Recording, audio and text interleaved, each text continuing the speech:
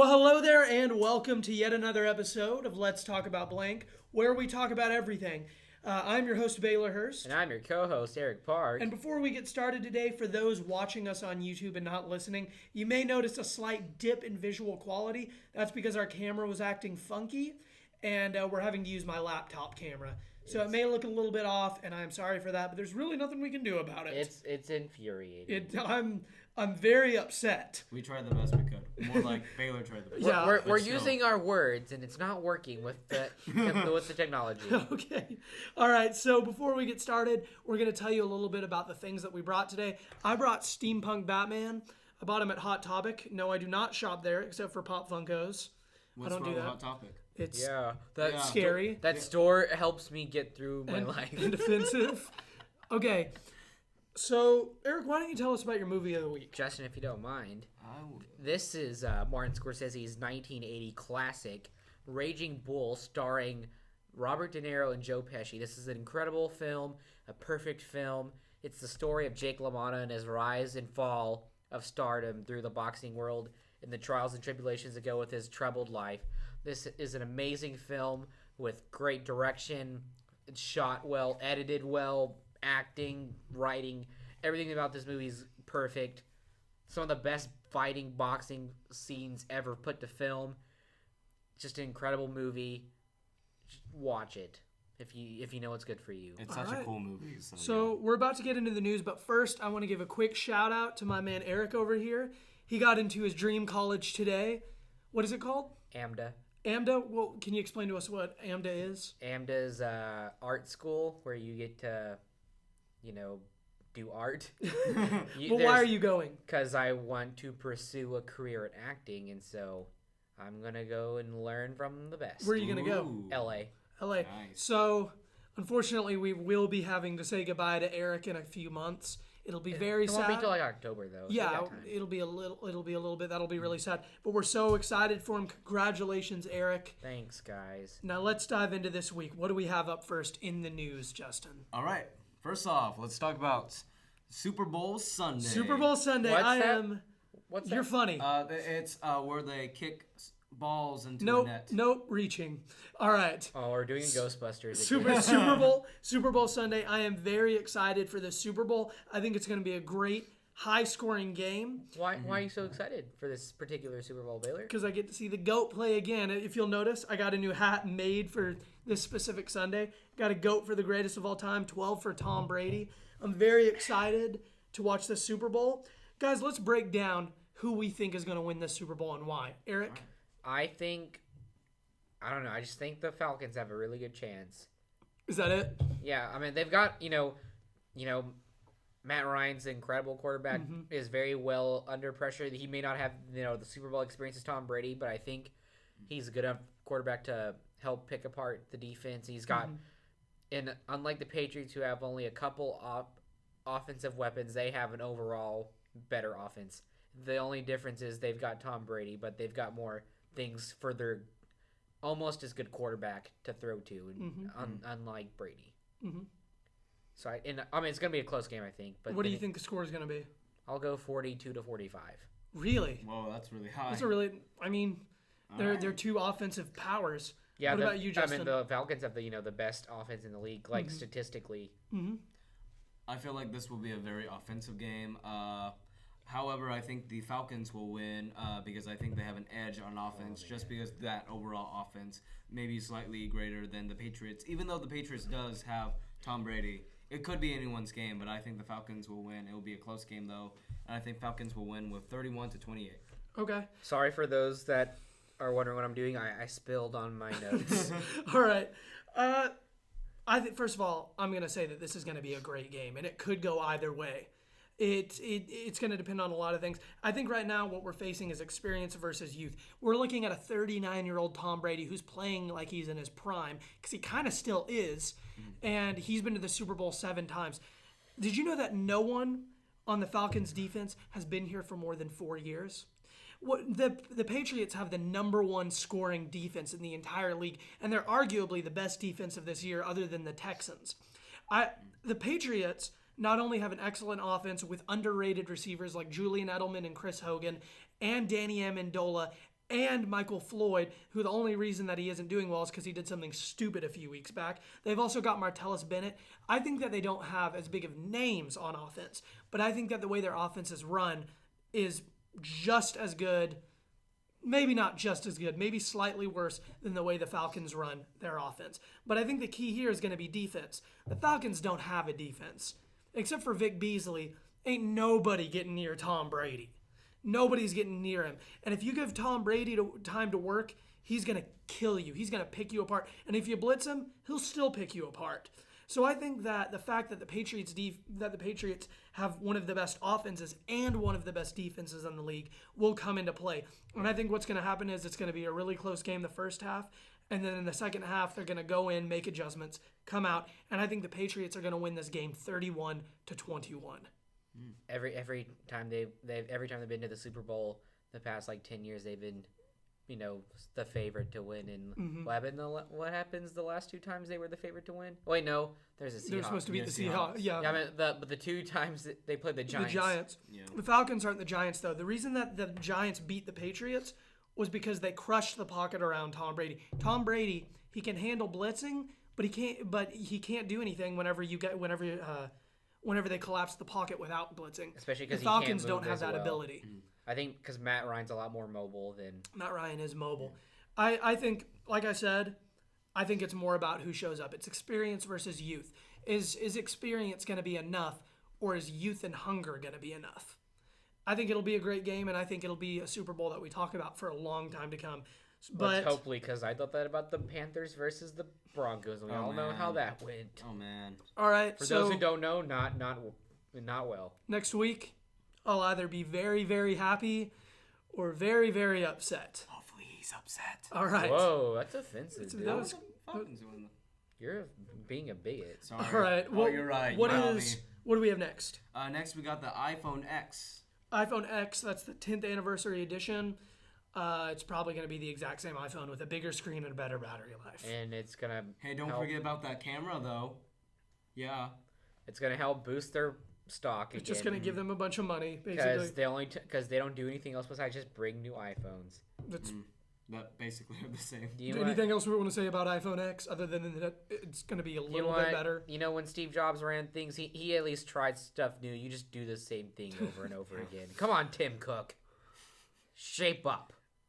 Yeah, you just... Because you're totally listening to this. Yeah. Wait. Tim Cook, if you're listening, and we know you are. What if he actually was? And he was gonna promote... Okay, I don't even want to get it. He's going to promote us, Yeah. and then he goes, oh, Eric said something offensive. Nope. Okay, what do we have next? Next, we got some movie trailers. So, we got the new Transformers movie trailer. Okay, for those who don't know, the very first thing I said after finishing watching this goes, I hate myself for wanting to go see this movie. This is what Michael Bay always does with his Transformers movies and most of his movies in general. All of his movies. They look so good, and you know they're going to be bad, but you have to see them anyway because they look incredible. Dude, that trailer, I'm not going to lie, is so good. I mean, so did every other trailer for Transformers. Every Michael Bay movie ever looks good. So it's going to be bad. We're still going to go see it. Yeah. It's got Anthony Hopkins and Mark Wahlberg. He's like, what? That's all Mark Wahlberg does the entire movie. What? I bet. I'm confused. What? What's going on here? Why is Optimus Prime coming back to life, guys? All right, what do we have next? All right, we have another movie trailer that came out, Ghost in the Shell. Okay. Which is interesting. I'll go see this movie because I'm curious, but I don't think it's gonna be good. I don't want to. It's gonna be bad because it's gonna ruin the original anime for me. It's gonna be bad. I'm sorry, guys, but anime does not transfer over to cinema. Or they just don't do. Plus, people are mad about Scarlett Johansson, and then they're get one thing mad, and people and nerds online be like, oh, they got this thing about the curl rug on this page. What are you under the impression that nerds sound like? That sounded like Bill Cosby. Nope, I'm not doing that. All nerds are Bill Cosby. All right, what's next? I'm stopping that. All right, and finally we got the new Batman movie losing Ben Affleck as a director. We were eating at Brahms, and Baylor read the news and left. Aww. I just left. I was without a word. He just threw his phone and goes, Ben Affleck's leaving as director. And I was like, what? He goes, yeah, I'm going. Yeah, I was like, Bye? It was Dang. that it sucks because he's gonna say, "Oh, I want to focus on Batman or whatever," but we all know what happened. It's the same thing that happened to David Ayers in Suicide Squad. Warner Brothers stepped in and ruined everything. Just let this dude has created Argo.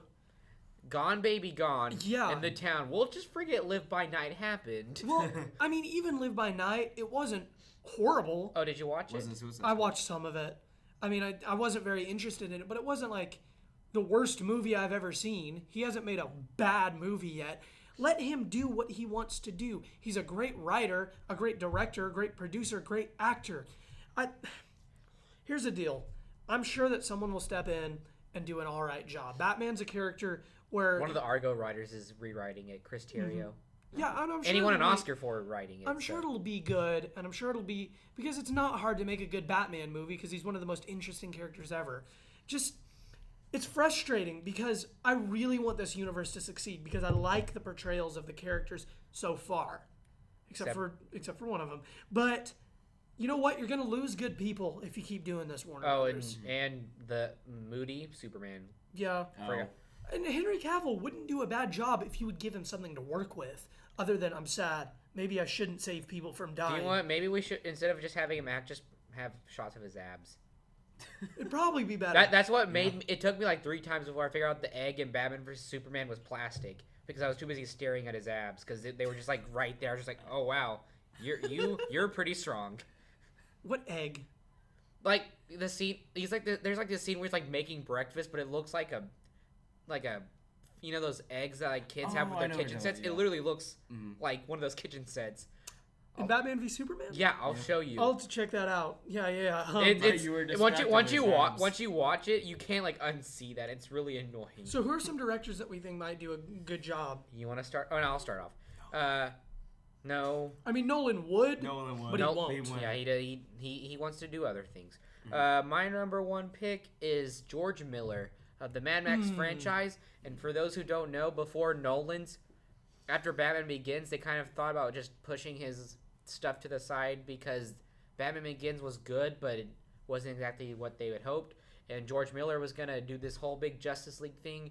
And then The Dark Knight came out, and they said, oh, never mind.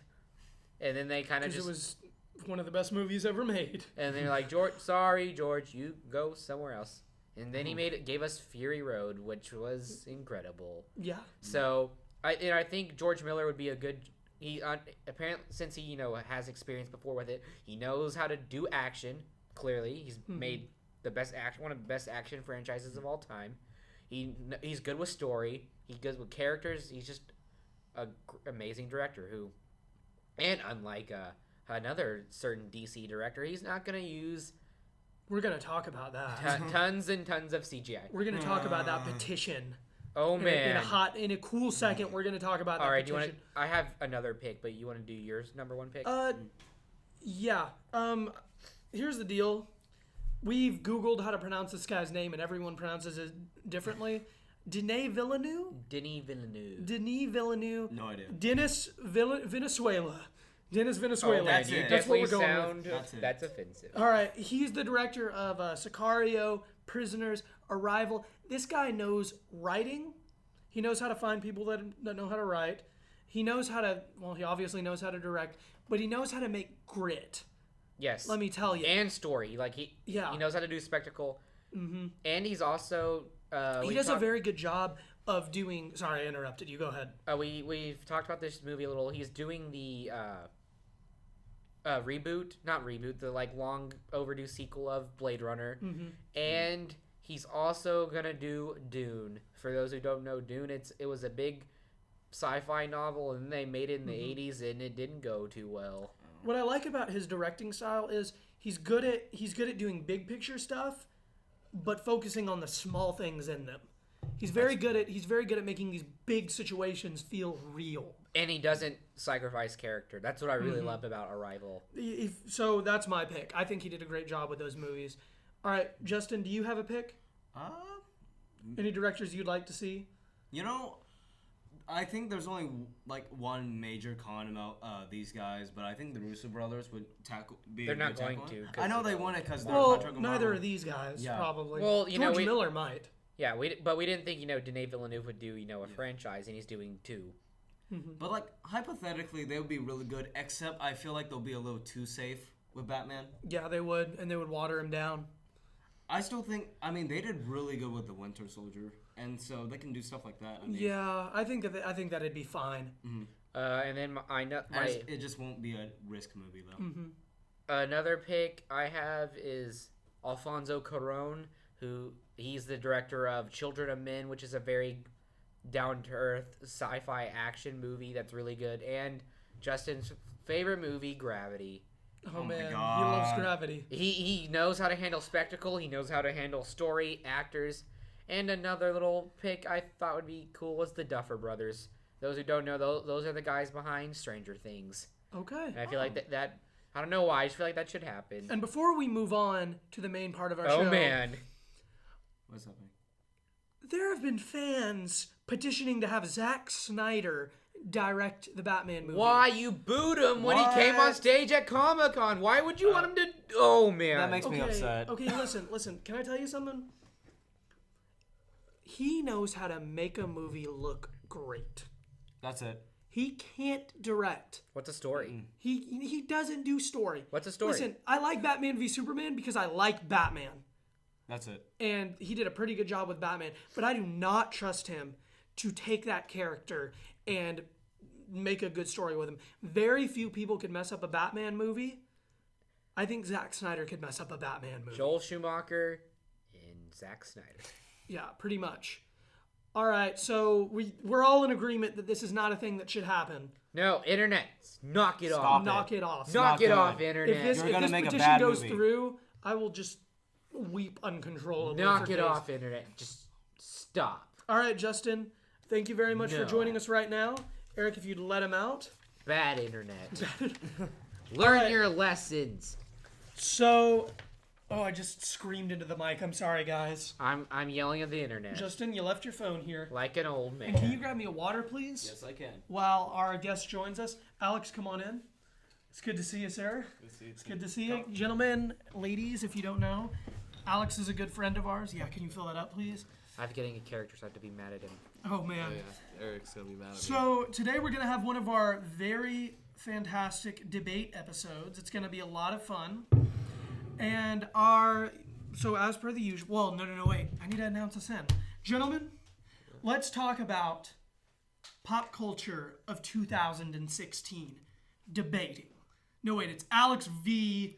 Eric 2016. Oh man, I'm really butchering this. Actually, Eric can start it. It can be Eric versus Alex because I'm gonna end it. Oh, That's oh, mighty oh. tall talk for a not tall person. Eric, you're like a foot shorter than me. Oh, okay. This is very serious. Man, we're being pretty savage. Oh man. All right, Eric v. Alex. All right. Pop culture 2016 debate and arguing. Debate and Stuff. arguing is the same thing. I have my. Well, first let's explain the rules. So what's going to happen is I've given them each 2 questions to prepare for, and they're going to have opening statements. Then they're going to have arguing back and forth with me moderating. I'll make sure that each of them gets in the correct amount of words. Then they're going to have closing statements. There's 2 of the questions, and they're worth 5 points apiece. Then we're going to have 2 improv questions. 2 questions that I ask them on the spot that they'll have to debate. They'll have an opening statement. They'll get to argue back and forth with me moderating. And then they get closing statements. Lastly, we'll have a trivia round. I've prepared 3 questions for each of them. They're contained in this super secret file. And It says so. it even says so. Super secret file thing. Baylor's eyes only. It's contained in that. And I'm the only one who's seen any of these questions. They each get 3 questions worth 1 point, 2 point, and 3 point, depending on their difficulty, easy, medium, and hard. If you get it wrong, the other person has the chance to steal it. And I didn't say this. The improv questions are worth 4 points apiece. All right. Gentlemen, are you ready? I'm ready. Let's Go ahead and move right here so you can face each other. All right. This is going to be... That's a really creepy way to look at someone. Yeah. It's a And we've got a good scare one this tactic. time. got me hot and bothered. I don't... You know what? We're That not going to... that was the We're that's not what I was even doing. going to acknowledge that. All right. All right, the first question is Is Suicide Squad a good movie? No. Rock, paper, scissors to see who gets to start us off. 1, 2, 3, shoot. Okay. Well, Start even over. though I did it on 3 and it was still gonna be paper, he put paper. Like I went 1, 2, 3, and then on the 4 he put down the thing that I showed on 3. So, who won? So me, but We'll I guess do it we can again. go We'll do it again. Okay, Alright. go again. Rock, paper, scissors, shoot. And you Okay. still did paper. So, 2 out of 3? no. Alex gets to start us off. Alex, what is your opening statement for why Suicide Squad? You're saying that it is a good movie? Yeah, I'm Why gonna is it a good movie? Suicide Squad is a good movie because it definitely promoted the genre it is, which is action. I found an abundance of action in the movie. I felt completely satisfied with the amount of action in it. Sure, there were characters that weren't the same in the comics, or they weren't the same as most characters in action movies. The character development might have been subpar, but the fact that it was an action movie and it showed plenty of action delighted me as a viewer. Is that your opening statement? Yes, it is. All right, Eric, what's your opening statement? Okay. I'm gonna look at the camera. Suicide Squad is garbage. It is terrible, sloppy writing. The action that Alex hints at, only maybe 1, 2 good scenes. The rest are boring. The movie's boring. The characters, besides like 2 you don't care about. Jared Leto's a generic Joker that gives off a really creepy, rapey vibe. It makes me uncomfortable. Not in the good creepy, but creepy. Terrible direction, generic CGI. You could almost tell that the studio stepped in and just started telling them what to do. They wasted good actors on mediocre performances. There's only one okay thing about that movie is the chemistry. Everything about this movie is sloppy editing, sloppy directing, sloppy story. Terrible villain, generic story, generic characters, generic skybeam that sucks up everything and you have to go to the center to destroy. We've seen it in the movies 1,000 times. It's terrible. It doesn't help change the genre of superhero movies. It makes it worse by doing all the things everyone hates about the movies. And, oh man, what are we? Some kind of Suicide Squad? Okay. All right, so that concludes the opening statements. Gentlemen, respond to each other. It's not a bad movie. Why'd you First say of it all, like that? It's if anybody's deep in the YouTube, they'll find it. Okay. All right. Hopefully somebody recognizes it. First of all, is this when I get to cross-examine him? Yeah. Okay. Why is a generic movie a bad movie? Also, along with that, if you go in to see an action movie as a blue-collar worker in the service industry, Oh my gosh. I would go in to watch an action movie and expect action. I don't want above and beyond all the time. I just want to see gore, bones breaking, bodies shaking, out on the floor, some good tussle motion. All right? And I think it delivered. Here's the thing. The one thing you're giving this movie props for is it didn't succeed in. Most of the action's boring. The only good scene, like genuinely good scene I can't have a problem with is when Will Smith shoots everyone. Every other action scene is lazy and boring and stupid and lazily choreographed. So you've just admitted to me that you liked a scene in the movie. An A action scene. scene. An action scene, right? You did say that, correct? One scene, but you said Eric, you go to see this. I'm not asking you that question. Did you enjoy that scene? That one That scene. one scene. All right? But you still have an hour and a half of other crap to So you watch. already saying that it's complete garbage is already incorrect. It still is complete garbage. No. You can't be complete anything if there are qualifications to it not being complete. You have already failed in your opening statement. Such a nasty woman. All right? Also, if you go in to see an action movie and you are already under the assumption that it's going to be generic, how will you be let down? I went into the movie thinking it was going to be a generic action movie, comparing it to nothing bizarre, nothing out of the ordinary, and what I received was an ordinary, good, old-fashioned action movie. Here's the thing. It's not an ordinary. It's bad. And the thing about writing, when you go see it, even the most simplest decent action movies have characters you kind of care about. I didn't care about anyone in this movie. I didn't care that El Diablo burned his family down because it was poorly written. So I clearly did I'm dealing with the sociopath. maybe. I don't care about the characters, and the characters' motives weren't clear. They tried to, and plus they didn't sell it off as generic. They tried to go, "Hey, villains, this is gonna be cool." There was nothing. It was trying to be something that it wasn't. It was trying to be this funny. Is like supposed to try to help the DC universe by making it less dark, which is the main problem people have with that universe. Is the films are too dark. They try to make it a funnier, happier action movie, and they failed at it with unfunny jokes, bad writing, and bad character development. I didn't care about anyone. And there's not good action. There's a couple of promising scenes, but overall bad, boring action sequences. And I know the director can do better than that. All right. What you're seeing as trying too hard, I'm seeing as transparency. Oh my god. The fact that you think you've obtained a beautiful moment to decide that this movie is garbage for being generic is a moment where I see it as them just being generic. And I am completely satisfied with that. All right. And that's why it's a good movie. Let's hear closing statements. Me first or him? I'll go, because you open with open statement. Okay. All right. Suicide Squad's a terrible movie with terrible acting, generic writing, generic character development, generic storyline, boring action, lazy CGI, sloppy editing, sloppy everything. Just generic in general. And we didn't get to touch on this, but Jared Leto's Joker, he's in the movie for like 2 minutes, and he's all you ever see in all promotions. A terrible performance. He's trying to be something different, and he's just a generic villain I've seen in every other movie before.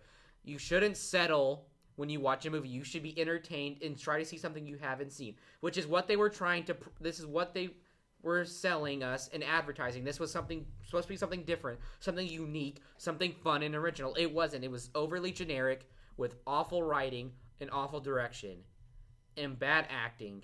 Just bad, almost everything, minus the Will Smith scene. I'll give it props for that. But everything else about that movie is terrible. All right. Is it my turn? Yep. And now, ladies and gentlemen, what my opponent has brought to you Why do you is doing a complete lie. He has found that him enjoying the cinema is something that is worth the time. Me, on the contrary, being a blue-collar worker as I am, Oh my god. going to the cinema to burn time away. Justin, I want you to look up the Flickster user score for Suicide Squad and the IMDb score. All right, keep going. All right. In general, a movie that is generic has satisfied a moviegoer for the fact that you have used your time to see something normal. Are you looking it up? In Oh, it's turning on. my closing statement, I want to thank my opponent for not actually using any of his contentions until the final statement. Okay, while Justin is looking that up, I'm gonna break this down. This was interesting. Eric, I think your opening statement was very solid. I think that you hit a lot of points that a lot of people agree with. I think that you did a very good job of just tearing the movie apart in your opening statement. Alex, on the other hand, Alex is a doozy. Alex did a really good job of not necessarily refuting your arguments. He did a good job of making you look stupid. He did a really good job of making himself seem a lot smarter than you. He did a very good job debating. And while I agree with you so much, Alex did a really good job of turning things that you said around on you, like the complete thing, how you said it was complete garbage, and then he said that. I think he focused a lot on how you were arguing rather than the content, though. And I think you had a really good point when you said it was advertised as unique. Yeah, it may have been generic. Generic may be okay whenever I like Resident Evil. Well, I know what I'm going to see when I see Resident Evil. But Suicide Squad was not advertised that way. It was advertised as this new addition to the DC universe that was going to change the way we watch movies. So I think he made a good point when he said that it was advertised as unique. Plus, he said the Skybeam thing, which was pretty funny. He has a point with the unfunny jokes. He has a point with the bad writing. He's right. Who cares about any of the people in that movie? And I agree. See, he agrees. So Now, after the argument only. my deciding factor is going to be that Rotten Tomatoes Flickster score. Do you have it yet? I can pull it It's up. being stupid. What do All right, can you just toss me my phone then? Oh, I was going to do it. All right. So you guys talk about. You guys talk about how you think the argument went and why you think you won. I think I won just because the movie's bad, but you did a very good job of twisting my words. I think I won because it was supposed to be in debate format. I got it. I did a better job debating. Did you? Okay. So on IMDb, it has a 6.3, and the audience score is a 63%, which means that blue collar workers Yes. did enjoy it. How many blue collar workers have a Rotten Tomatoes account that write reviews? So you're saying to me, Eric, the only thing is, his argument was really good, and he has a point. And as much as I hate to admit it, did I win? I don't think it's a good movie. Did I win? But I think his argument for Suicide Squad... Oh, man, I hate saying this. I won. I think his argument is that Suicide Squad is better wins. Here it comes. I'm sobbing. Or you could just give me the point and be biased. Can't be biased. You're moderator. Nope. That was I mean, he painful. still can. All right. Oh, man. I can't believe I gave... You should have sold out. I really thought that he was going to win this because I thought that there was nothing he could do, but he won the argument, and that little thing at the end with the with the Rotten Tomatoes and IMDb score sold it. So Alex gets the initial 5 points, Yeah. as much as it disgusts me. Yeah, son. Oh, man, I hate you right now, but I also hate myself a little bit for allowing it to happen. All right. Our second is going to be who gave the best performance in 2016. I hope I've seen your movie. And you're starting. Have you not seen my movie? I don't think so. Okay. Well, I've seen both. This is gonna be fun. Okay. All right. My performance is Casey Affleck from Manchester by the Sea. There was a lot of buzz coming in from this movie when I heard it got bought at Sundance and all that stuff. And I went to go see this, and I was like, "Oh man, I'm gonna get disappointed," and I wasn't. Casey Affleck his performance is like a modern day Job. Life keeps kicking him, and he just keeps trying to get through it the best he can in his very Irish, "Oh, bury the boy, bury the boy." And maybe spoiler alert but there's a lot of complexity, but in a simple way.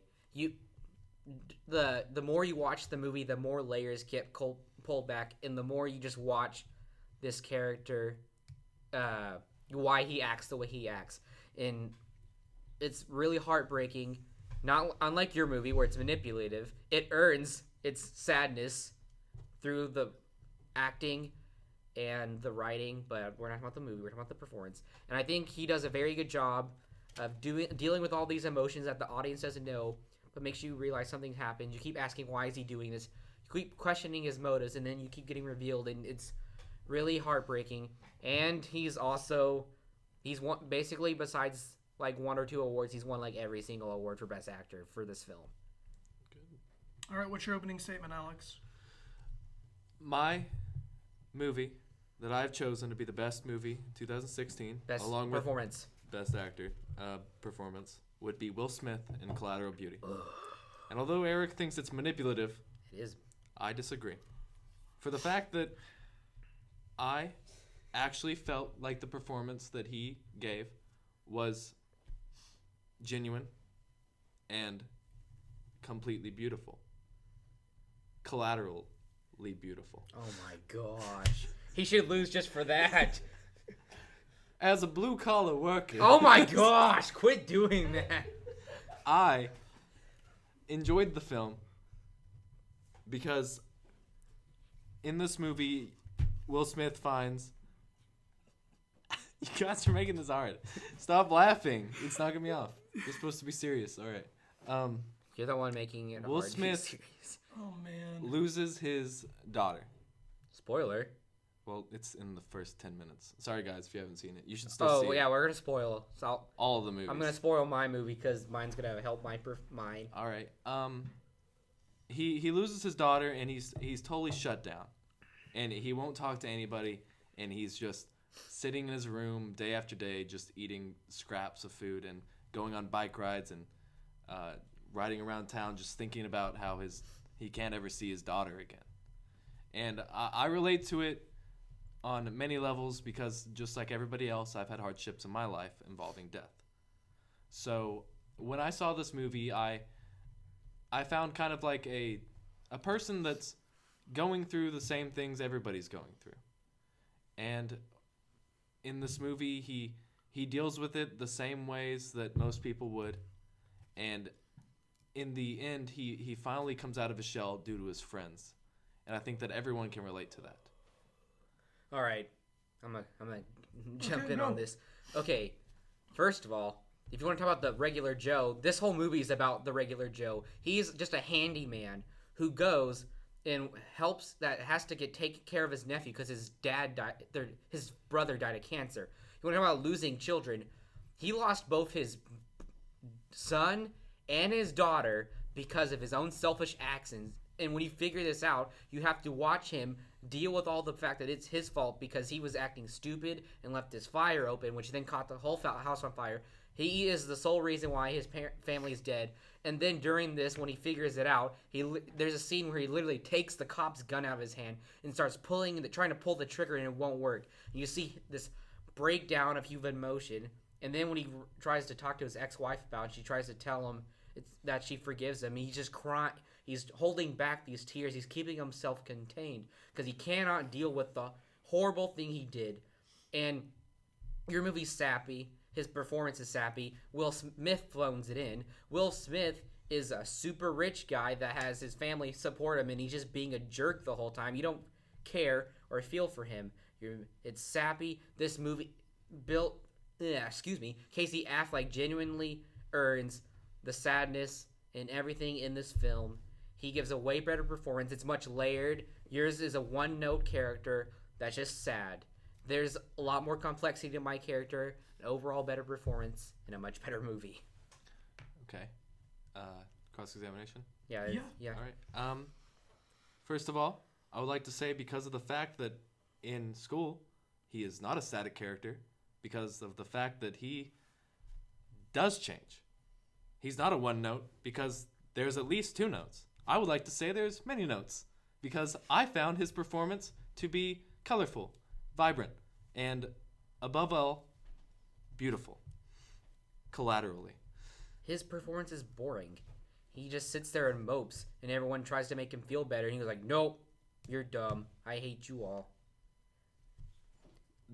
You saying that, I think, is incorrect because of the fact that he wasn't just mopey. He was actually, you could see in his expressions and some of his words, even though he didn't use a lot of them, that he was actually heartbroken.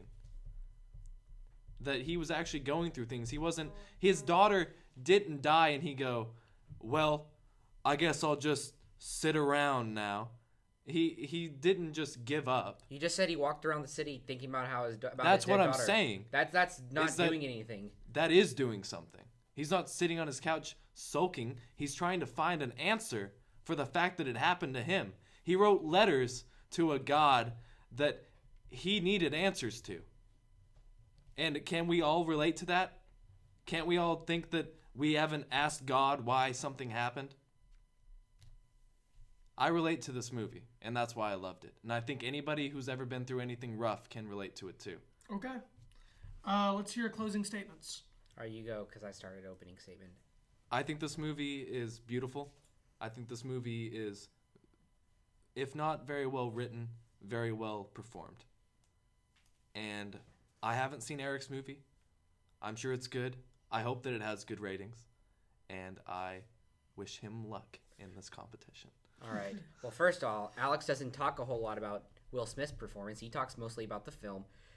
Casey Affleck's both got audience and critical appraisal for his role. It's very deep layered with lots of emotions and struggles behind him as you see this man keep getting beat down by the travesties of life, from his wife divorcing him, his children dying, his brother dying, his crazy ex-sister-in-law trying to take care of a teenage boy who who's going through all this hardship, and he just doesn't know what to do because he doesn't know how to talk to people.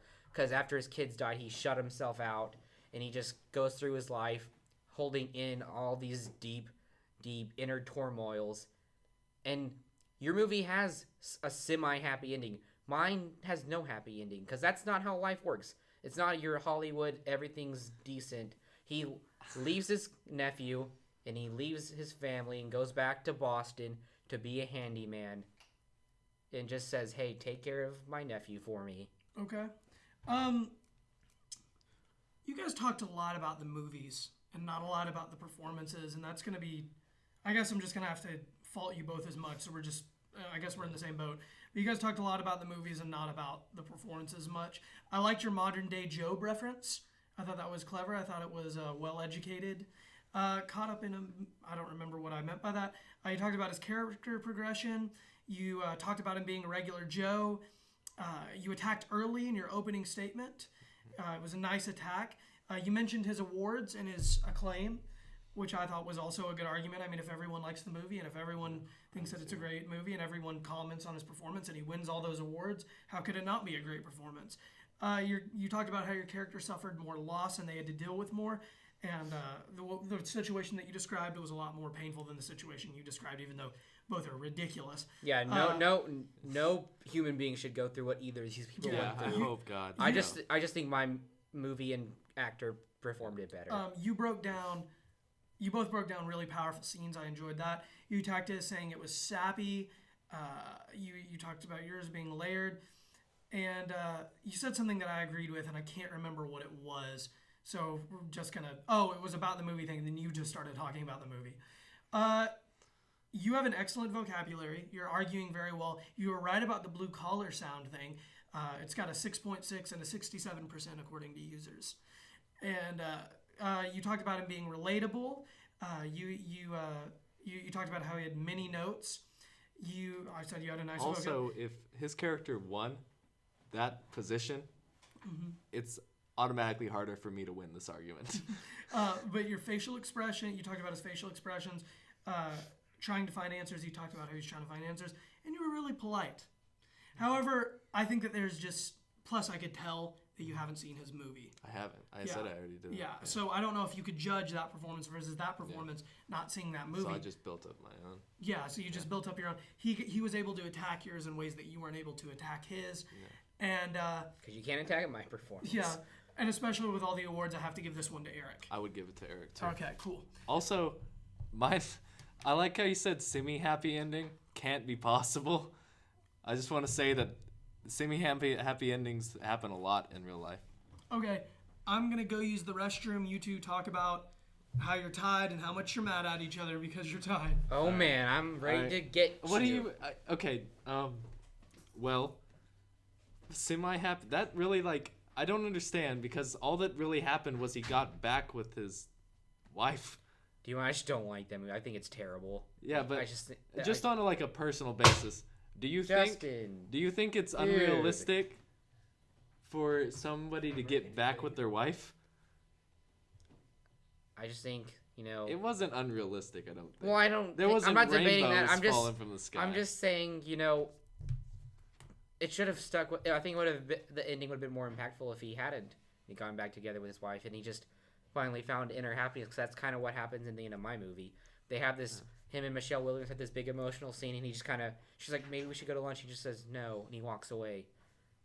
It's a really really good movie. Yeah, go see it. So we're tied, and I'm kind of mad about that. Oh man, maybe you should pick a better movie. Definitely been talking about. That's how mad we are. Okay, it sounded like it from while I was in there. Yeah. All right, so we're about to move into the improv round. We're about to dig into the, what does it say? Super secret file that for Baylor's eyes only. Oh, we're about to open it up and look at what it has to say. It's not just for Baylor's eyes anymore. Oh man. Here we go. All right, I'm.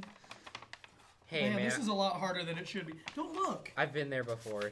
That was me at the Ginny's last year. Right. Remember, Alex? That was all right. Cringy to watch. Our first improv question. Do you guys remember how this goes down? Yeah. Each gives an opening statement. Mm-hmm. Basically the exact same format. Just shorter. Only you just make up the stuff on the spot. All right. Our first improv question is: If I could only see one movie from 2016, what movie La La Land. should I have seen? Ooh, can Eric go first? Well, you have Yeah. to say a name. You have to name a movie, like right now. Well, I've only seen half of La La Land, Okay. but I can see why people are. No, no, like no, you're. no. What movie are you gonna? Yeah, you use? can't pick my movie. You have to You argue can't for a pick different his movie. You gotta argue a different movie. I feel like Eric saw it coming. Mine's really. Listen, we all know how I feel about La La Land, but we all know how I feel about Suicide Squad too. You gotta hurry up. Collateral Yeah. Beauty. Oh, Okay. man. I mean, I haven't seen that movie, so if you can convince me that it's excellent, you'll win. I'll start. All right. Okay. The La La Land's a beautiful movie, beautifully shot, well acted all around. It's a nice homage to a genre a lot of people love, but it doesn't get enough love anymore.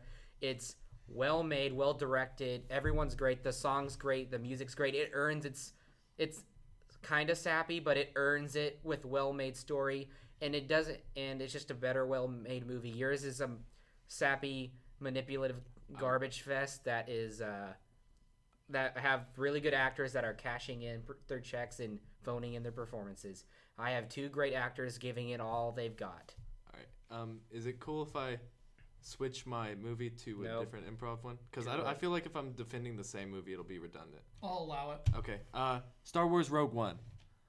Okay. For sure. Not because I think it's a good movie. Just for the fact that if you haven't seen it, you're definitely behind in times. If you haven't seen it, clearly other people are talking about it. You need to catch up. I think it's a okay movie. I think it's decent. It's not a waste of your time. The fact is that it's going to be historical. It's probably going to be the most historical movie in 2016, just for the fact that all the Star Wars movies have been historical. Okay, here's the thing. The characters, you don't care about them. And No. you even said the movie's okay. If you want to watch one movie from 2016, you want to watch one of the best movies, a Best Picture nominee perhaps. You want to see characters you care about. You want to see a better movie. If you say you have to watch one movie, you should make it one of the best movies, not a movie you think that's okay. You shouldn't cash in on the franchise's likability so that people watch it. Your movie is not even the best of the Star Wars franchise. And probably, actually, Rogue One, Force Awakens is better than Rogue One. Agreed. Yeah, see, you're hurting your argument. I'm absolutely hurting my argument, but not really, because my argument is the practicality. The fact of the matter is, your movie's not going to be remembered here in 5 years. Mine is. My movie's been nominated for 14 Academy Awards. A lot of movies have been nominated for 14 Academy Awards. The fact of the matter is, this movie coming up, the next Star Wars movie, people will be talking about this movie too. They're gonna always talk about Star Wars at this point in my Because it's life. cashing in on its, name. Absolutely. Absolutely. The practicality of watching this movie versus others is leaps and bounds over any other movie. Because of the practicality that you have to see this movie to be accepted. Period. Oh wow, you're saying conformity's good. Absolutely. In the movie community, you have to watch every movie everybody watches. When I recommend a movie for someone, it has to be something I deeply care about. As much as I like it, it is an average, slightly above average movie with some really cool sequences. This La La Land is an incredible movie that everyone should see. Not only is it because everyone's talking about this movie, it's because there's a reason why everyone's talking about this movie. It's because almost every, like 90%, over 90% of people that watch it like it, because it's a great movie with great heartwarming character, great romance. It's got comedy, romance, drama, great direction, music, singing, just incredible shots. If you want to say you have to watch one movie of 2016, you have to tell them it's one of the best movies you would like. Something that's good, that it's entertaining, is equally artful, that reaches something from both spectrums of moviegoers, the artsy and the just people that want to be entertained. And La La Land delivers on both sides of that. Although you're still not attacking the fact that I'm just saying watching this movie is more practical, I would agree. Your movie is a great movie, but it's going to be forgotten. Mine is not. Your movie, believe it or not, might not be forgotten by you, but by a large majority will be forgotten. As Rogue One, it's going to be remembered. Rogue One's going to be Period. remembered because of the franchise it's attached to, not because of the credibility of the film. That's exactly what I'm saying. That's not the... Oh, man, that's That's what? The truth? It is, Eric? but it shouldn't cash in on its credit. The credibility of the film should not cash in on its name. Just like how any famous person shouldn't cash in on something because they're famous. Just because it's an average movie, and I want my friend, because I care about them, to watch a great movie, not a sub-average movie that cashes in on its name. Good point, but also... You yourself said it's an okay movie. Wouldn't you want to watch one of the best movies of the year? Can I finish any sentences anytime soon? I'd like to finish this one. I'm just saying that even though your movie is good, it's going to be forgotten. Mine's not. And even though you might think it's garbage, even though I may think it's garbage. I don't think your movie's garbage. I don't think it's garbage, actually. But even though I just said it's okay, I am accepting the fact that it does capitalize on the fact that it's a Star Wars franchise. And the reason I'm saying you need to watch it is because if you don't, people are going to talk about it, and you need to know what it's about. Because Star Wars has definitely taken over the movie community. All right, closing arguments. Eric, you go first. La La Land's an incredible film, well made. If you want to see one movie 2016, you have to see one of the best. Rogue One's an okay movie. You don't care about the characters. If you want to see a Star Wars movie, there's plenty of other Star Wars movies you can watch to keep up with, and there's plenty of more Star Wars movies coming out. We're basically going to have a Star Wars movie every year till we're in college, so hopefully we get better ones than this, and then a slightly above average movie. If I recommend a movie to my friend, I want them to love it, so that means I'm going to recommend one of the best. And I do think La La Land's is going to be remembered longer than you think it will. I don't know. It's, the future is unknown. For all we know, Star Wars may not be remembered in 80 years from now. Highly unlikely. But I feel like La La Land, besides the fact that it's just record-setting of what it did with its award nominations, and it's probably going to win Best Picture, will mean it's not going to be forgotten, because there's always Best Picture movies. We always remember a movie for winning Best Picture, no matter what we think about that movie. Mm-hmm. And who knows? Maybe some of the Star Wars movies don't hold up in 10, 15 years. All right. What's your closing argument? I'm just saying, if you're a moviegoer and you have time to just watch one movie, you should pick Rogue One because you don't want to be left behind. If you're watching one movie a year, you need to pick one that stands out. And if there was a second place, I'd give it to the other one just for fun, just to watch it for fun. But the fact of the matter is, Star Wars is probably going to be around forever. The statistics that are found that Star Wars movies are still remembered are probably around 100%. So I would just like to say, if you're a moviegoer, watch both these movies. If you're not and you only have time for one movie a year, pick Rogue One because it's going to be remembered. Wouldn't that be the saddest life ever if you could only watch one movie a year? It's really sad, but... I feel like that is someone's life. All right, this was interesting. I really enjoyed this argument. It was like quality versus practicality. Let's talk about Eric's argument first. You were all about the quality of the movie, about how great it was, how it I put the word earns its movies. I don't know what that means. I liked your argument of how you care about someone and you want them to watch a good movie and you want to recommend a movie that's one of the best of the year. And I thought that was really good. You talked about how it set records. You attacked his plenty. You talked about the acting. You talked about these actors that are getting more famous by the day. Let's talk about Alex's argument. Behind in times, I thought your argument was excellent. You got to catch up. It's going to be historical. We'll always talk about Star Wars. You have to keep up with the times. The practicality of it. That was a good point about the practicality. You talked about culture. You talked about which movie is going to be forgotten eventually. The memorability. It was funny when you said, "Are you going to let me finish?" And I agree that you probably need to know about the Star Wars universe a little bit better, but I don't know if that's necessarily true about a prequel to the Star Wars. About a spin-off. I was so amazed you didn't say anything about it being a prequel. I have to. It's a prequel to the original trilogy. Yeah, if you've seen the trilogy, and so yeah. It's an interesting thing to think about because I don't know if I agree that you necessarily have to see it to catch up on Star Wars, but you never said anything about that. I know, it was and great. You should have, but at the same time, that would have been like a Death Star blow up. It's quality versus practicality, and I think in the end, me personally, I want quality over practicality. Yeah, but you just have to. No, If I know. if you're judging it like a debater would, I know. the fact of the matter is, But I think that a better he argument. didn't even hit the practicality. I know part. he didn't. He just and I talked have to give about- him points away from that. Yeah. But I also have to I mean, here's the deal. But my You can't practicality say thing, I anything- said we're hold going on, to see a hold on, Star hold Wars on, movie. Hold on, no more time for arguing. But here's the thing.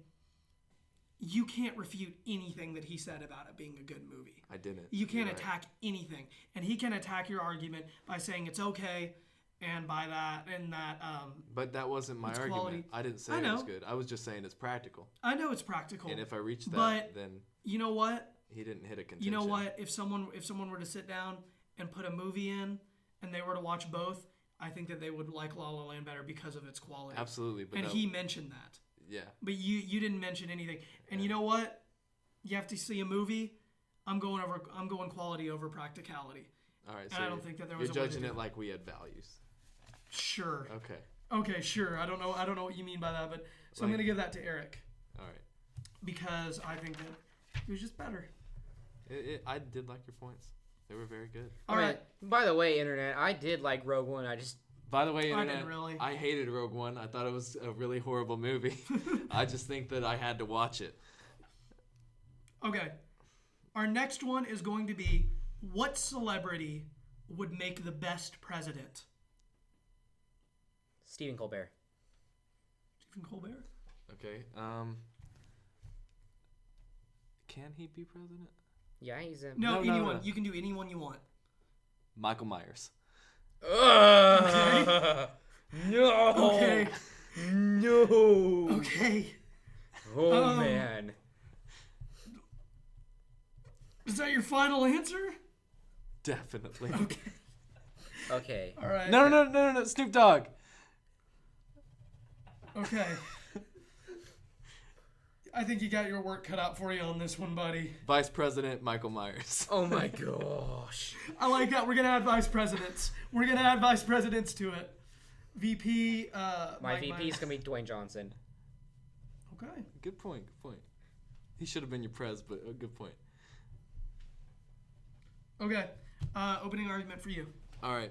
So Snoop Doggy Dogg as my president. Snoop Lion I don't know what animal he's gonna be when he's the president. Probably Snoop Dragon. Snoop Bald Eagle. Snoop Baldy. First of all, he's gonna save us money by definitely legalizing weed anywhere without asking permission. He's definitely not gonna start fights with anybody, and who fights Snoop Dogg anyways? He's the coolest cat around. Coolest dog around. Oh my gosh. Definitely Vice President Michael Myers would definitely bring a morale uplift to America that we are in desperate need of. I would love to wake up every morning and salute Shrek.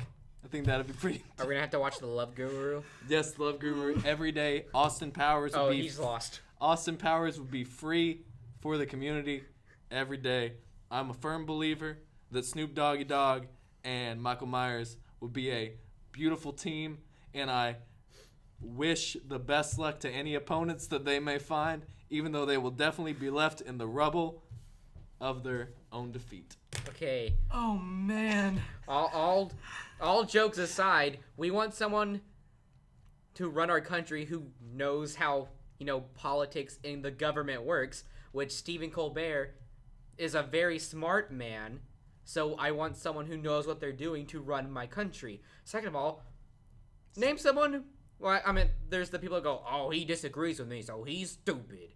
But most people genuinely like Stephen Colbert. He's a nice guy. People like him. He's fun. He's does the cute, cool little shindigs.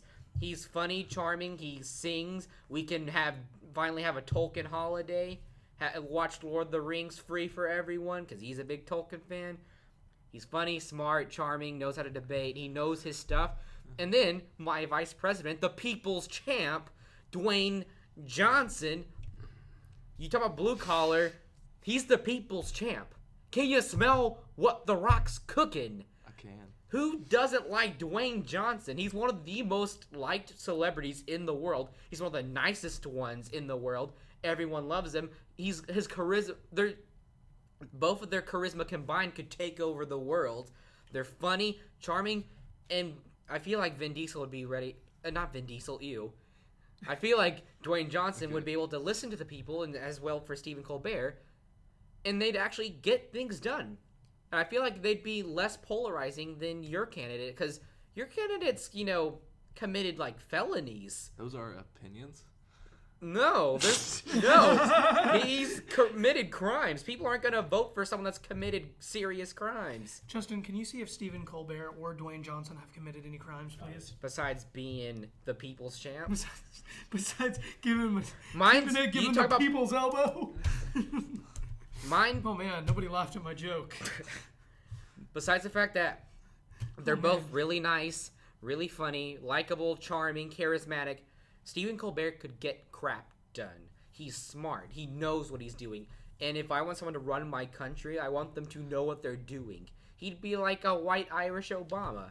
And lots of people like Obama. And he's just a more practical but also great choice. And people love Stephen Colbert. And people love the people's champ, Dwayne "The Rock" Johnson. He's the best. I love Dwayne Johnson, and so do you. And I know you love Stephen Colbert because you told me before we filmed this.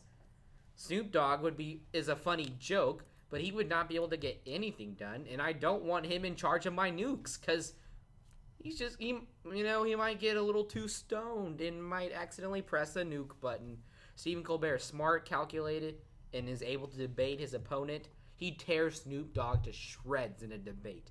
And so would Dwayne "The Rock" Johnson, and he'd be able to talk to our foreign diplomats because people like him and people think he's funny. Same thing with Dwayne "The Rock" Johnson. All right. Well, I would like to attack the fact that Stephen Colbert is going to be said by 90% of America if you win.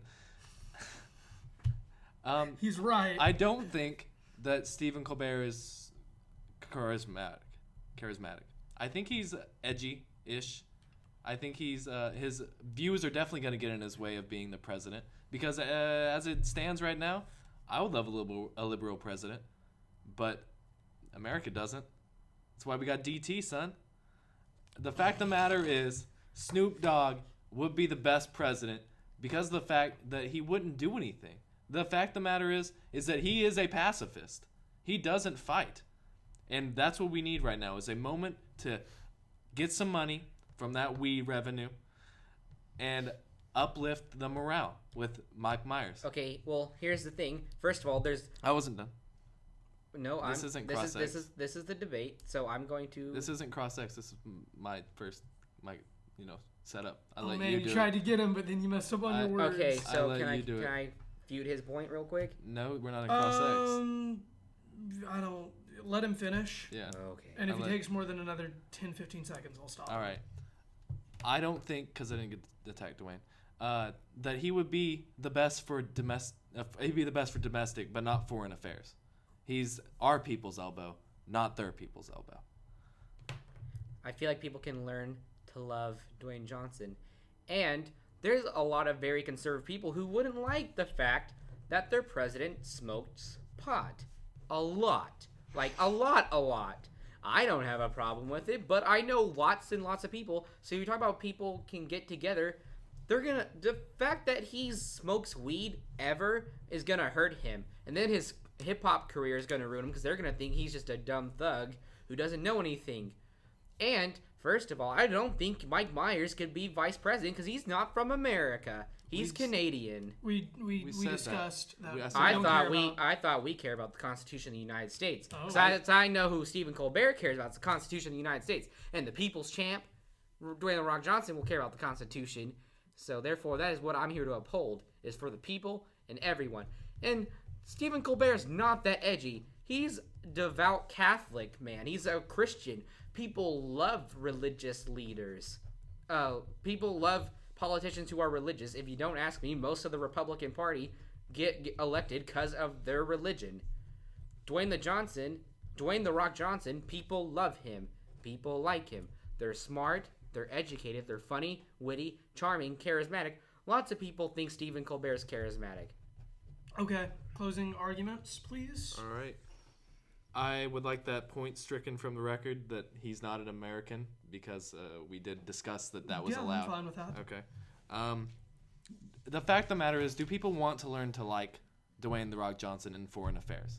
I feel like People are automatically going to like Snoop Dogg because he's like the coolest cat around. And that beats Dwayne The Rock Johnson and Stephen Colbert. Snoop, Bald Eagle Dragon, is going to take the polls by the neck, and he's going to totally win it. Now, Mike Myers, although you think that he's just a gross Canadian, I think that would give us great foreign help above us, which we are desperate need of, and along with the fact that people are going to like Snoop Dogg. And Mike Myers is going to help us become if not already, a worldwide truce. It's going to help us get closer, definitely closer than your two both American candidates. Okay. All right. Well, here's the thing. A lot of the conservatives that aren't. You have 5 seconds to refute that because that was his closing statement. Go. Okay, well, Stephen Colbert is a more practical, smarter person. He would actually run the country. Everyone loves Dwayne The Rock Johnson. Anyone who meets him will like him. All right. Did I get 5? No. Yeah, you get 5. Good. Stop stealing my time. That was a closing statement. Well, you had your closing statement, and then he had his, and then you wanted to argue about it. So I'm going to give him 5 seconds to say whatever he wants. All right. Stephen Colbert might be smart, but Snoop Dogg is pretty dope. Period. I'm going to be honest with you. That's not going to help your case. I just wanted I'm my 5 glad you got that seconds. out of your system. Thank you. It seemed like you guys were trying to argue who would win the election, not who would be the best president, at some points at least. Stephen Colbert, let's focus on Stephen Colbert and VP DJ. Free Lord of the Rings, that would be pretty awesome. That would be better than Austin Powers. Oh my gosh! Stop being biased. Oh my gosh! It would, well, Stop! It's supposed to be moderator, not biased. well, I decide who wins and keep arguing with me, and you're going to lose every single one. All right, run our country. Stephen Colbert. I mean, that's a good argument. He knows what he's doing. He knows politics a lot better than most people. He knows his government. He is an extremely intelligent man. Likability. He's very charming. Except he isn't. He isn't very likable. He attacked Colbert's charisma, and he has a point. People don't like Stephen Colbert. Only liberals and Democrats like Stephen Colbert, and people that are in the middle. He would be probably the best debater there. You can't argue that. Dwayne Johnson, people's champ. You talked about how he would be great for morale. He's probably the most liked out of any person that we've mentioned so far. Yeah. And that's what you said, and it's true. You talked about how he's a listener. I don't know how you could have proven that. Less polarizing than that. Yeah, I'd agree with you. Get stuff done. He would. I don't know if he'd get stuff done. I think he'd get stuff done for Democrats and liberals and only them. The attack about the nukes was good. How he'd get high and smoke. How he'd get high and just press the nukes. That was pretty good. Who would win the debate? Nobody said anything like that. I just had that thought. All right, let's talk about your arguing. I think that you focus more on his presidency. You talked about how what we really need right now is unity and money. Yeah. And the weed argument was spot on with that. We need peace, and he is a pacifist. He will work with people, and money. Ours, not theirs. How would Dwayne Johnson transfer to other places? I mean, personally, I think anybody would like him, but whatever. I did too, but also I just didn't want him to win that. I think the legalizing weed thing was huge, and the fact that people are going to like him.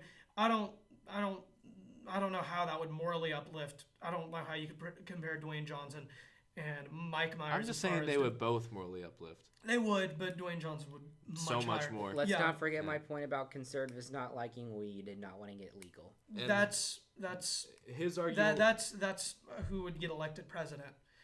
Yeah. We're talking about who would be best for our country, and I mean, even if I don't agree with Democrats and liberals on everything, I think weed should be legalized, especially for our economy. So that's a really good point, and I think that he would be more peaceful than Stephen Colbert because, man, there might be a civil war if Stephen Colbert is elected president, but you didn't say that, so I can't use that point. All in all, I think that you did a better job of attacking him, and I think your candidates are better, but I think that weed and money point was just spot on, and I think it had the most to do with what we were talking about. So I'm going to give that one to Alex. Yeah. Yes. Oh, that's actually a big deal. So update. Step in. Yeah. This could Dwayne change "The it. Rock" Johnson, and according to multiple sources, because I kept looking at multiple sources, at the age of 16, he's been arrested 8 or 9 times. Okay, what about Stephen Snoop Dogg? Colbert? What? What What about about Snoop? I Stephen wasn't Colbert? told about Snoop Dogg. Stephen Colbert, no crimes. And Mike Myers, no crimes. Okay, well, What about I don't think anyone cares about a 16-year-old committing crimes. Yeah, I don't think that's gonna affect anybody. I don't think that's going to affect his ability to lead us. All right, so that's still going to go to Alex. Guys, at the end of the improv round, we are tied at 9 points. That's rigged. All right. You're rigged. Your mom. You're Oh, Your got him. dad. It's done. Your granny. dude. Don't talk about her like that. I'm sorry. I'm So- sorry, dude. Gentlemen, Dude. I'm sorry, bro. It's my I'm bad, sorry, bro. dude. My bad, bro. It's good now. We good. We chilling. But I'm still mad at you. I'm still pretty. I'm all pretty right, agitated that's with enough you. of this. That's enough of this. All right, let's go into trivia. Now, trivia works. We're going to ask an easy question, a medium question, and then a hard question. We're going to alternate. Who was the last person to start out a debate? I believe it was you. Yeah, 'cause I did started it out the last one. You started out the I said- presidential debate? Oh yeah, Yeah. he did. He started the opening. Okay, argument. so you're going to start this one off. We're going to ask you an easy question, then we're going to ask him one. But if you get it wrong, then the other person can steal those points from you. 1 point, 2 point, 3 points. And every point counts right now because you guys are tied. Yeah. All right, so Alex, your first question is, what movie, it's a multiple choice, what movie won the most Golden Globes this year? Moonlight, Manchester by the Sea, La La Land, or Fences? La La Land. All right. Oh man, that's too easy. Well, it was an easy question. Believe it or not, he said it was easy. He's right. All right, Eric, which of these celebrities did not die in 2016? Oh man. Carrie Fisher, Bernard Fox, Philip Seymour Hoffman, or John Glenn? Philip Seymour Hoffman. Okay. That was really easy. Yeah, it was. I was like, oh. I was I like, think that you guys are forgetting that these are the easy questions. oh yeah, All right, totally forgot. Alex, Yes. for your medium question, how many comic book movies were released in 2016? 5, 6, 8, or 9? 10. Well, I can only think of one. 6. Incorrect. Dang. Eric, you have 5 seconds Can to you answer repeat the question. answer? Question. 5, 6, 8, and 9. And he said 5, He said 6. 8. It's incorrect. Oh, it's. It's 5. Yeah. There were 5. Wait. Batman v Superman, Deadpool, Civil War, X-Men Apocalypse, and then Doctor Strange. Doctor Strange. Oh yeah, I forgot about X-Men Apocalypse. All right, so no Oh one. no, gets to- Suicide Squad. Say that again? You forgot Suicide Squad. Did you Google this? Yeah, I did. I typed in comic book movies of 2016 and Clearly, only he's 5 came. right. Well, okay, so I'm gonna ask a different. I'm gonna ask a different question. unless since I you obviously like got that me to wrong. be right. Yeah. Do you guys want to come up with another trivia Yeah, let's do question? a different question. Okay, Justin, will you find a medium difficulty question from 2016 that we can ask Alex? All right, so we're going to move on to Eric's medium question. We'll come back to that other one. I'm sorry about that. I Googled it, and Google lied to me. What? right. Internet Well, lied. do we count Suicide Squad, or do you just want us to be both wrong? Because Suicide Squad isn't even a comic book, Suicide Squad is a comic book. Yeah. so it's 6. Yeah, it is 6. So I was right. I'm not saying if I'm I trying to was figure it right, out. if you count Suicide Squad, I should be right. I think you have a point, and I think you're right, and I think I need to give you that point. Okay, that's fine. I think I do need to give you that point. I should have kept my mouth shut. Probably should have, because we were just going to let it fly. All right, Eric, what movie sold the most tickets of 2016?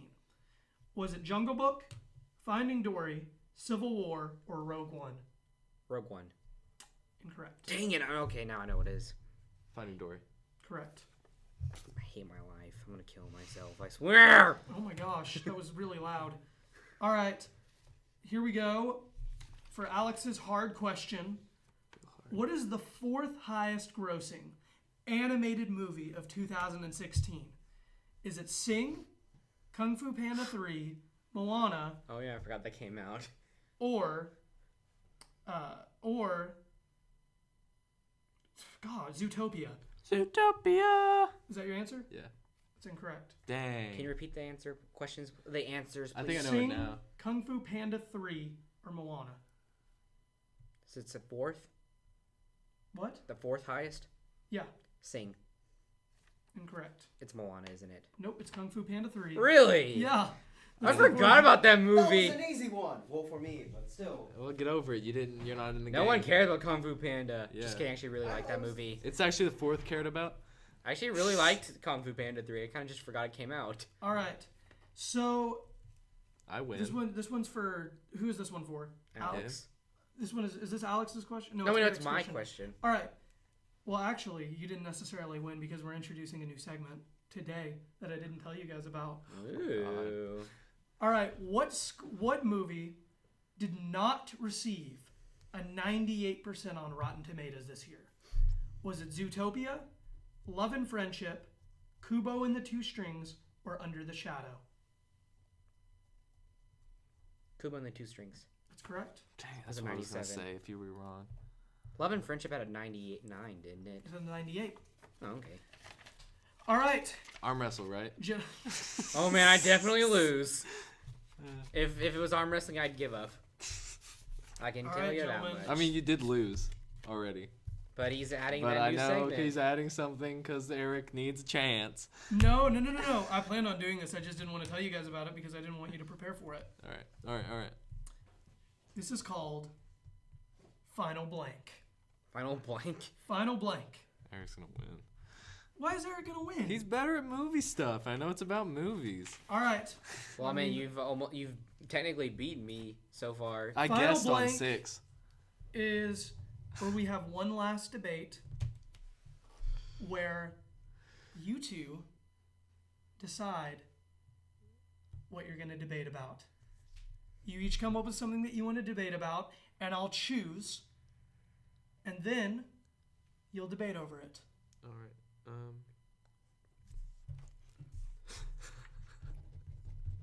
Wait, that's not what I decided that it was. Final Blank is a time for you to rant about something that you're passionate about. And whatever speech moves me the most is the one that I pick. Wait, hold up. My bad. I messed up. So you find something that you're passionate about in 2016 and either persuade me to watch a movie, convince me that someone should win the Oscar, convince me to see a movie, just talk about why you loved a movie, why you related to a movie, what movie moved you, or something of that effect. I mean, it can actually be anything in 2017. Is Tom Brady the best quarterback we've ever seen? Is who's going to win the Super Bowl? Anything at all. Anything at all. Yeah. Anything at all Doesn't it? involving 2016. Okay.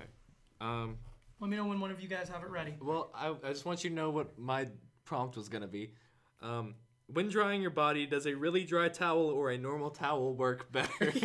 Well, that definitely would get vetoed. Oh man, that's a very odd and specific thing. I'm sorry for messing up, guys, twice. Yeah. But Okay. all right, so let's hear your final blanks. Okay. Oh no! Rock paper scissors for who goes first on this one. Do you have one ready? Oh, and this one is worth 3 points. 3 points. Okay. I'll talk about someone that irks me. Is his name rhyme with Donald Nump? It actually rhymes with Gaylor. I'm just kidding. No, I'm gonna talk about Dylan Roof and his him not dying this year. Oh man, you picking a serious one. Well, I think because I've been goofy this entire time, I think I should end it on a serious note. All right, I'll go. You'll need to explain who Dylan Roof is because All right. I don't know who Dylan Roof is. Okay. I do. Dylan Roof is a young man who is a very devout Christian who decided that it was all right to go into a black-specific church and kill 7 people. That was 8. It might be 8. Either way, not good. Yeah, not an okay amount of people. Yeah, To die. 0 is the best Now, amount of killing the people. fact of the matter is he was tried as an adult and he got the death penalty. And he has just been rotting in jail. And he just got... he only got the death penalty this year, and it happened last year, I think. So we waited a year to even say that he deserved death for killing 8 innocent people that were just trying to worship their God in a church. And some of those, I believe 2 of those were children. Can you check that, Justin? Yeah.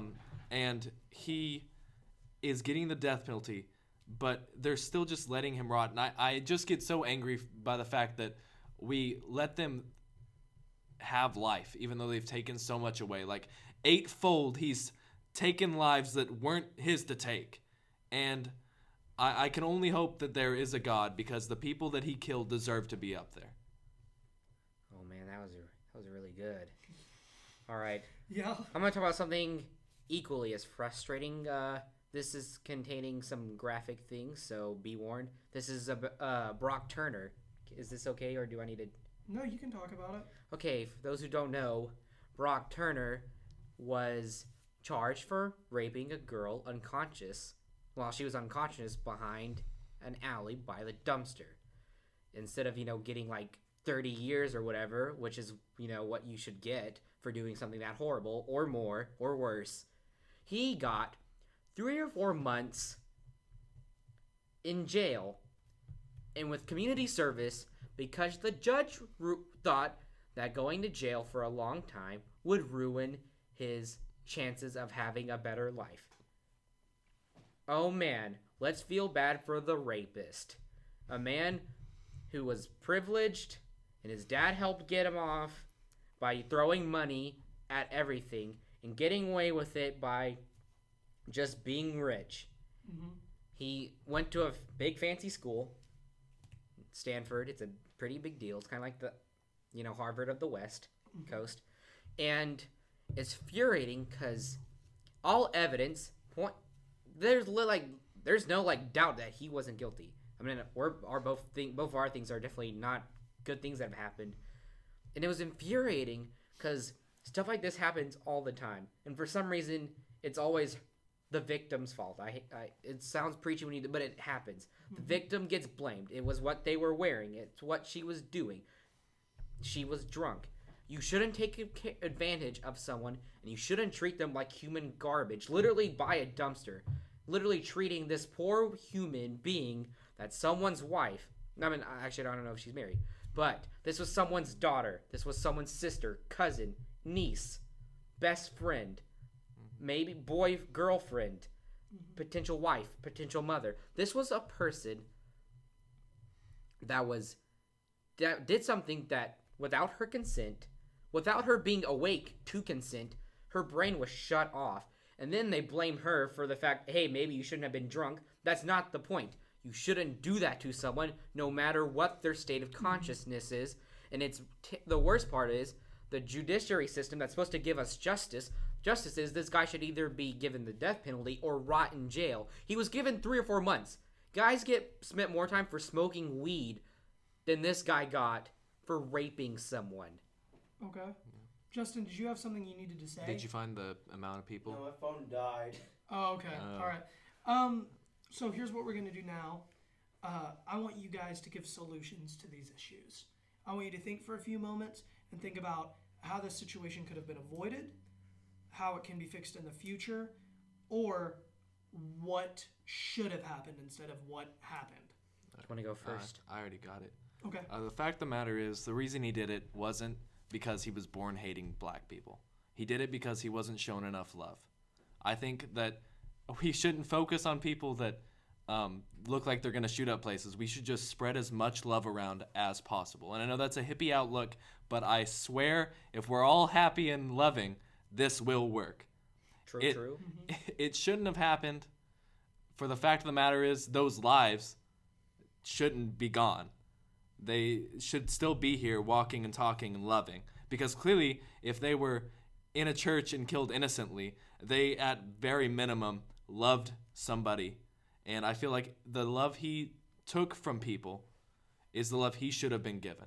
So if we just go around and give as much love as possible, I feel like this wouldn't have happened, and that's how we can stop it in the future. I mean, like I've said, I don't know if we need to stress this enough. We both have terrible things that have happened to another human being. Yeah, that's why I'm not having you guys be which social issue is worse. They're both awful. Also, speed up the death penalty, I swear. Yeah. All right. Well, first is, that judge. I don't know what happened. I think he got, disbarred or something. Don't quote me on that. First of all, that guy should lose his job. You're not doing your job correctly if you let a rapist get 3 or 4 months of jail time. And second of all, just don't rape people. It's that simple. I mean, so is his don't kill people. But, the thing is, I'm going to go on a rant about being a feminist here, so get ready. Oh, man. But we should have been taught to treat women with respect and equally, which means, not doing that to them behind a dumpster like a piece of garbage. And another thing is we need to teach I feel like we don't talk about consent enough because there's a lot of gray issues that people don't really think about. Basically, if she can't think because she's too drunk, inebriated, just gone out of her mind, means you can't do things like that to her because she's not able to come to a decision and say, yes, we can do that. Second of all, this also shows to the fact that rich people can get away with almost anything you throw enough money. And then there's stuff like this happens at college all the time. We find more and more stories about stuff like this, women who get mistreated and then get basically bullied into backing out because they somehow get blamed, and then people start saying, you're a slut, you're dumb, you're just a drunk chick. They start, doing those things. I'm actually getting kind of teared up a little. We need to start this conversation. There's too much of this violence and mistreat against women and people in general just because we feel like people can. And this guy should go to jail for a long time. We need to have a discussion, which is why, like Joe Biden, this was one of his big deals, was college rape on campus issues, because this doesn't get talked about enough for some reason, because usually when it happens, it's a big athlete. So they're like, hey, we don't want to hurt his career. We don't care about the poor innocent woman whose life he just ruined by doing that horrible thing. Yeah. And we just need to think about what we do to people and the impact we have and why we should treat people with some sort of decency. No human being, no matter how awful they are, should have gone through what that poor girl went through. And it's not okay. And I feel like this has a lot to do with what we think about, what certain people think about women, and the way we somehow blame them for things that weren't their fault. And instead of blaming the person who did the crime, we come up with excuses like, oh, her skirt was too short. Yeah. It wasn't his fault. Boys will be boys. That's one of the dumbest and most awful excuses for anything any human being could ever do. First of all, great on both of your sides. I wish I wouldn't have asked this question, and I wish we wouldn't have done this because should have done the towels. Yeah, we should have done the towels. I'm not lying. I usually kind of lie about when I'm I'm legit eyes are red and you're watering up. It was both very good. Both. If you don't give him 3 or however many points it's supposed to be maximum, you lose. You lose. I lose. You lose. It's one of those things where it was both very eloquent. You were both obviously passionate about what you were talking about, and it makes it very, very hard for me to decide. So I'm not going to. I'm going to ask Justin to decide because that's. Man, I saw this coming. So Justin, go ahead and. Or how about nobody gets in trouble and you just give us both the maximum points and I still win? How about we both win? Yeah. How about we both win? Nah, that's not fun. How about we Justin wants to be horrible. If you guys want to debate one more thing to decide the winner. No, man. Okay. This debate, both of us talking really bummed me out. Someone's calling me. Oh man, that's the absolute freaking worst. I thought it was thing my that could have own. happened. Yeah, that was my phone. I was like, oh no. Okay. I was like, that's really So quiet. can I be an awful human being and pick? Yeah. Yeah, you can pick. 2 of those were both good debates. Wow. No, you're not doing that. That's like the worst. Okay, let's just go over their arguments a little bit. He talked about rotting in jail, how it happened last year. It killed 8 people, died. Angry about it. It was very moving. It wasn't shown enough love. His idea was the way to avoid this in the future is by showing love to people. I agree with that. I mean, we're not disagreeing with. I mean, any I of agree them. with both of them. He talked about Brock Turner, who raped a girl. He spent 3 to 4 months in jail. He said, "Let's feel bad for the rapist," which is, I mean, you laugh, but that's exactly what happens all the time. It's the fact of the matter is that my point. Let's fix the rapist by showing him love. Same outcome. He was guilty. Obviously, they were both guilty. The judge who loses a job. And so basically, the values here are showing people love and feminism. And how they were argued is how we decide who wins. But How Ty and Alex wins? Because those are really... It's hard to pick. You got to pick one. We both win. How about that? Ty and Alex win sounds pretty dope. Do you not want to decide? Do you want me to have to decide? Yeah, that's... Because you're looking at, like, between, like, a big murder case that impacted and then something that happens all the time and is always an injustice. They're both as sickening. Yeah, they're both terrible Here's the deal. things. Here's how I'm going to decide. Like if this. he was like shoplifting is gotta be the worst thing for our economy. I feel like this would be a no-brainer. This would be a no. The issues themselves make this an incredibly hard debate to decide on.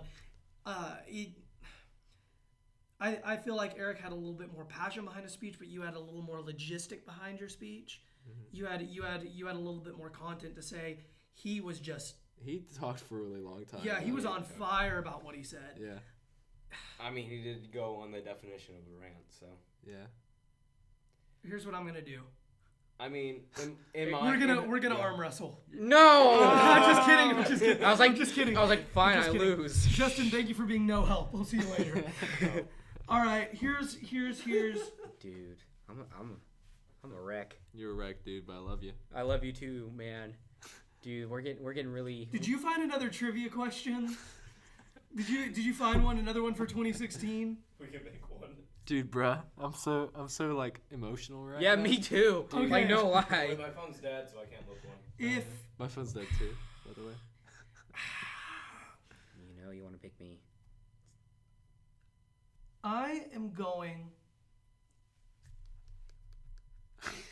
Oh man, this is We're losing our minds. This is the hard. This is really hard because it was so good. I wish I would have just let Alex win, but I can't do that. Dry towels or dryer towels? Here's the deal.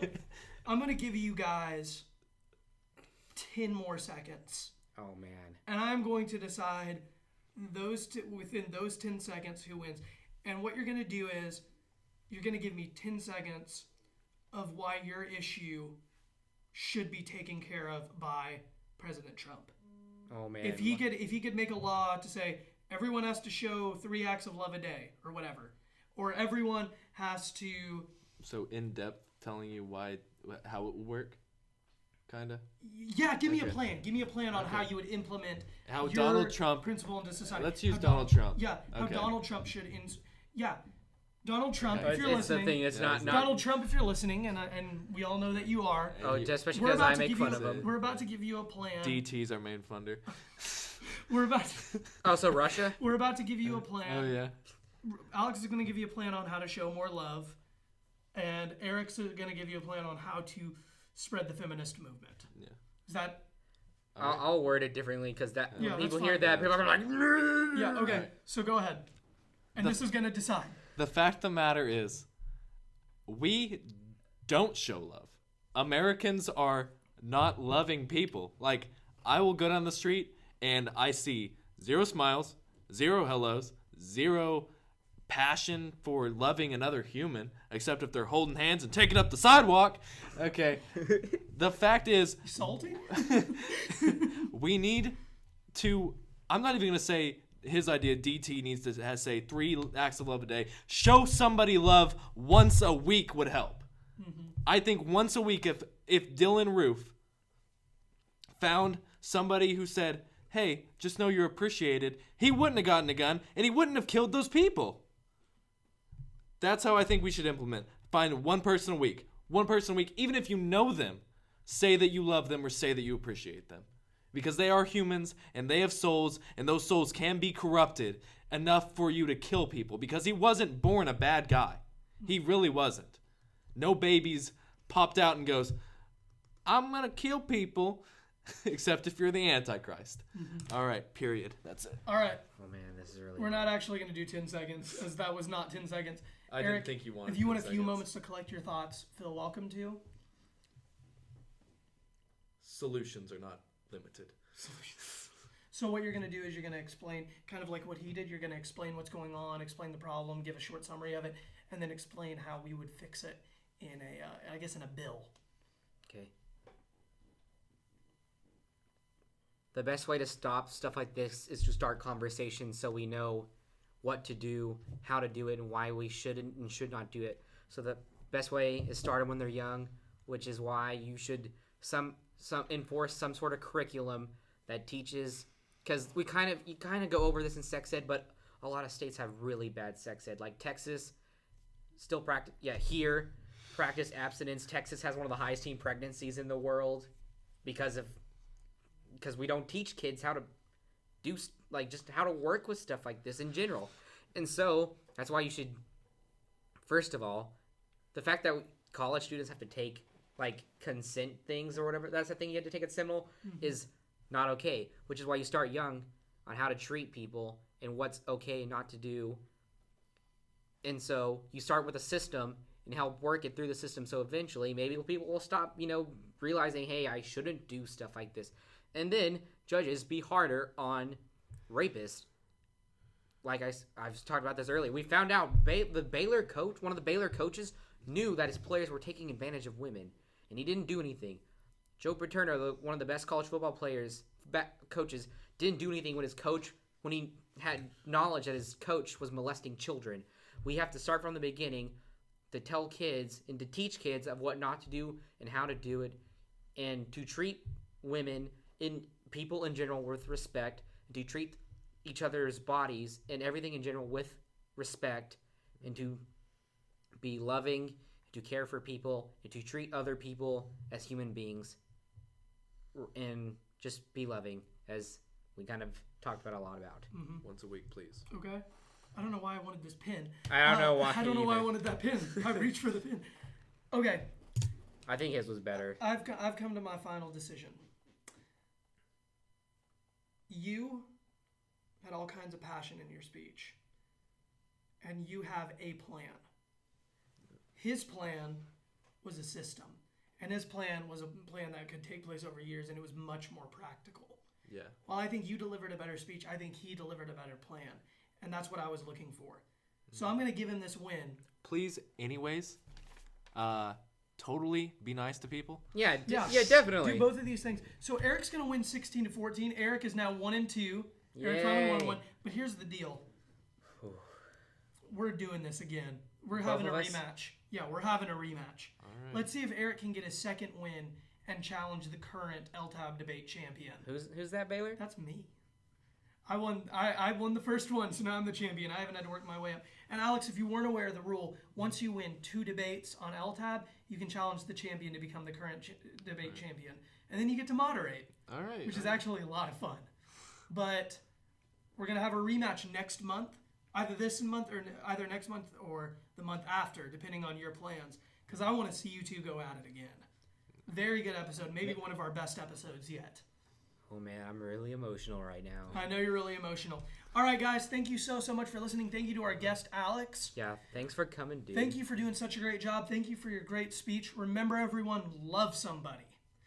Please. Because that's key. Alex, do you have any social media plugs? No. All right. If you know me, you know me. Okay. All right.